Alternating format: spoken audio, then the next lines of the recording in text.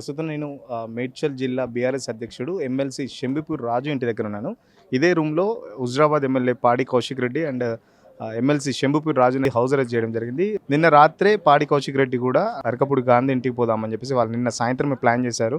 మీరు ఇప్పటికీ బీఆర్ఎస్‌లో ఉన్నారంటే మీ ఇంటి దగ్గర బీఆర్ఎస్ మేడ్చల్ జిల్లా విస్తృత స్థాయి సమావేశం పెట్టుకుందాం అని చెప్పేసి నిన్న మేడ్చల్ జిల్లా షంబిపూర్ రాజు పిలుపునివ్వడంతో ఇక్కడికి నిన్న రాత్రే పాడి కౌశిక్ రెడ్డి కూడా చేరుకున్నారు. ఇక్కడ నుంచి పొద్దున మార్నింగ్ బయలుదేరదామని చెప్పేసి వాళ్ళు ప్రోగ్రామ్ ప్లాన్ చేసుకున్నారు.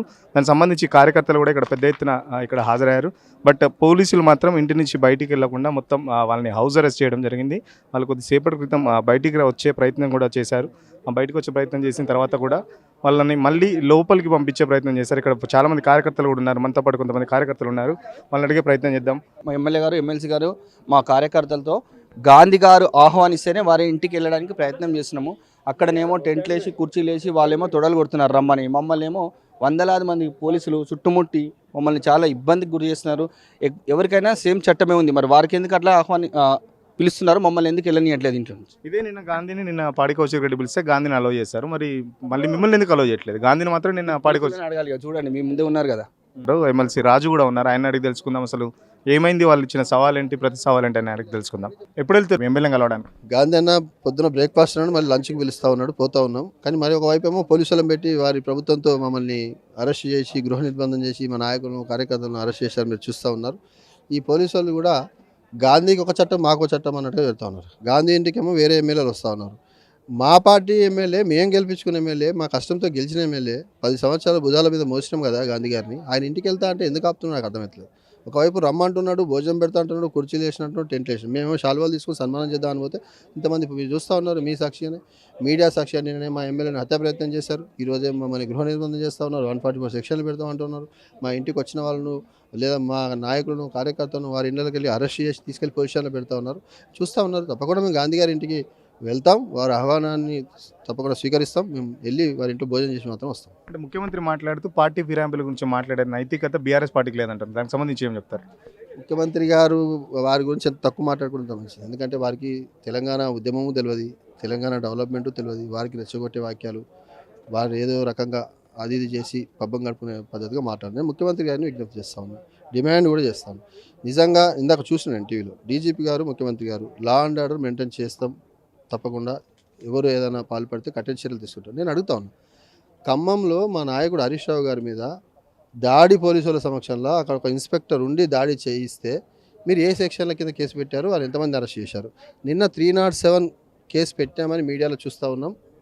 కొంతమంది కాంగ్రెస్ గుండాల మీద ఎంతమంది అరెస్ట్ చేశారు? మీడియాకి ఇవ్వండి కదా, ప్రజలకు తెలియాలి కదా, మాకు కాకుండా ప్రజలకు తెలియాలి. చెప్పండి.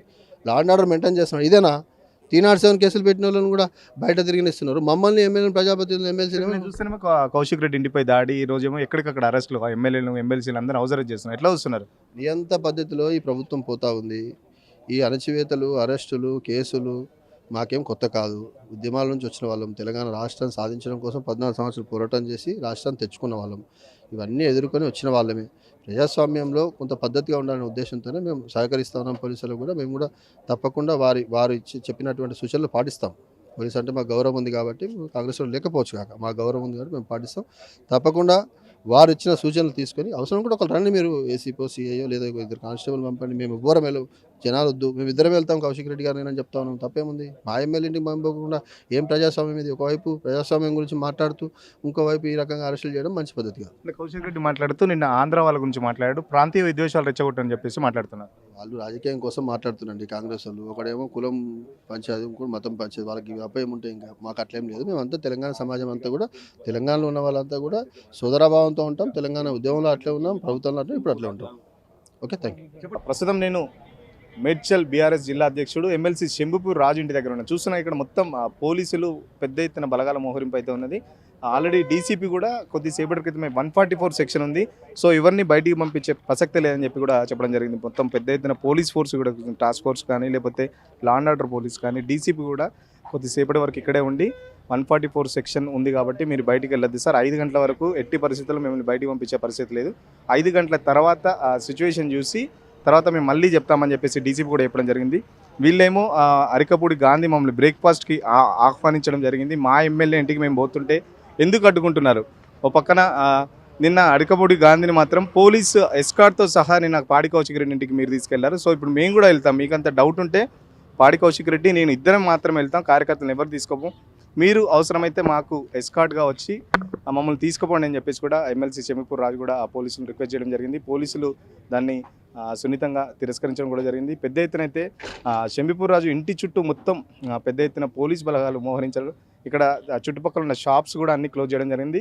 కొద్దిసేపటి వరకు కూడా చాలామంది కార్యకర్తలు ఇక్కడికి రావడం జరిగింది. ఆ కార్యకర్తలను కూడా ఎక్కడికక్కడ అరెస్ట్ చేసి చుట్టుపక్కల ఉన్న పోలీస్ స్టేషన్ అన్నిటికీ తరలించడం జరిగింది. ఎక్కడెక్కడ కార్యకర్తలు గుమిగూడినా లేకపోతే ఈ దొండిగల్ ఒక పక్కన కుత్బుల్లాపూర్ ఎమ్మెల్యే వివేక్ను కూడా ఇంటి దగ్గరే హౌస్ అరెస్ట్ చేయడం జరిగింది. మొత్తం ఈ రోడ్డు మొత్తం బ్యారికేడ్స్ వేసి ఎవరూ రాకుండా, ఎలాంటి రాకపోకలు జరగకుండా చూస్తున్నాం కూడా. పోలీస్ వ్యాన్స్ కూడా చాలా పెద్ద ఎత్తున ఇక్కడ పెట్టి లా అండ్ ఆర్డర్ కంట్రోల్ చేసే విధంగా పోలీసులు ఇక్కడ ఉన్నారు.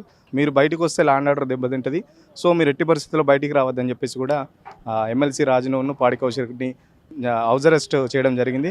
ఎట్లయినా కొద్దిసేపటి తర్వాత అయినా ఖచ్చితంగా మమ్మల్ని బ్రేక్ఫాస్ట్కి ఆహ్వానించాడు అరకపూడి గాంధీ. మళ్ళీ లంచ్ టైం వరకైనా కంపల్సరీ అరకపూడి గాంధీ ఇంటికి వెళ్ళి అరకపూడి గాంధీకి సంబంధించి మేము శాల్వాను దండతో సత్కరిస్తాం. ఎందుకంటే మా ఎమ్మెల్యేకి పిఏసీ వచ్చింది కాబట్టి కంపల్సరీ మేము సత్కరించుకోవాల్సిన అవసరం ఉందని చెప్పేసి ఎమ్మెల్సీ షెంబీపూర్ రాజు చెప్తున్నారు. మరోపక్క ఈ హౌస్ అరెస్టులు లేకపోతే ఈ నిర్బంధాలు మాకేం కొత్త కాదు, తెలంగాణ ఉద్యమంలో ఇలాంటివి చాలా చూసామని చెప్పేసి మరోపక్క చెప్తున్న పరిస్థితి. కెమెరా పర్సన్ రాజుతో సురేష్, సిగ్నల్ టీవీ, కొంపల్లి నుంచి.